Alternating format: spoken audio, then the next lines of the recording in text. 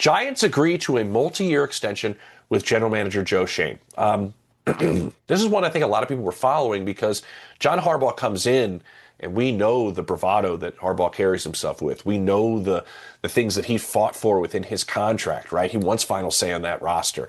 He wants that written in his contract. We know the amount of money that he's getting paid. That's a lot of power coming in with an existing general manager. Is he going to eventually just push out Joe Schoen and he's going to bring in his own guy? Well, if we were paying attention the whole time, I think we would have noticed that this was more likely the path that was going to happen. Now this deal gets done with Joe Schoen. Now their contracts kind of line up, which is what every organization tries to look for a little bit between their general manager and their head coach. There's some alignment with the way those contracts are. And then you look at the path that they took. They fired Brian Dable. They kept Joe Schoen. They told us that Joe Schoen was going to be leading the search for the next head coach. And he did. And they love what he's done within the organization, which he's kind of modernized a lot of things that have gone on in that building, from their scouting side of things to using data and analytics more frequently with the coaching staff on game days. There's a lot of behind the scenes stuff in the way that they're built as an organization that were kind of improved under Joe Schoen that they liked and wanted to keep him. But then when you look at how he was put in charge of hiring John Harbaugh, he was the one on the plane to pick up John Harbaugh.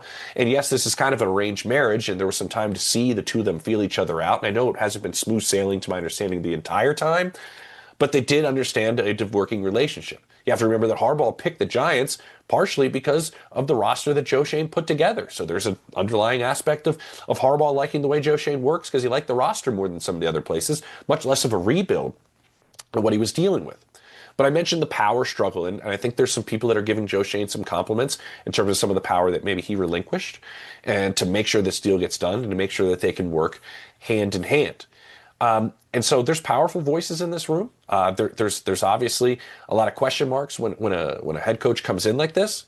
But let's look at the other arranged marriages that have kind of worked out well. I think Brian Poles and Ben Johnson early working out well. Mike Vrabel, Elliott Wolf early working out well.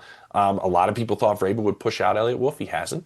And then the one that has worked out really well, and everybody thought George Paton was gone from the Broncos when Sean Payton was hired, and Sean Payton was going to bring in his own general manager. Well, George Paton just got himself a nice, new, lucrative multi-year extension, and those two have an unbelievable working relationship. So this can work. Is it working? We'll see. Is it going to work? We'll see. But I think all signs pointed to why Joe Schoen is back on a new extension there with the New York Giants.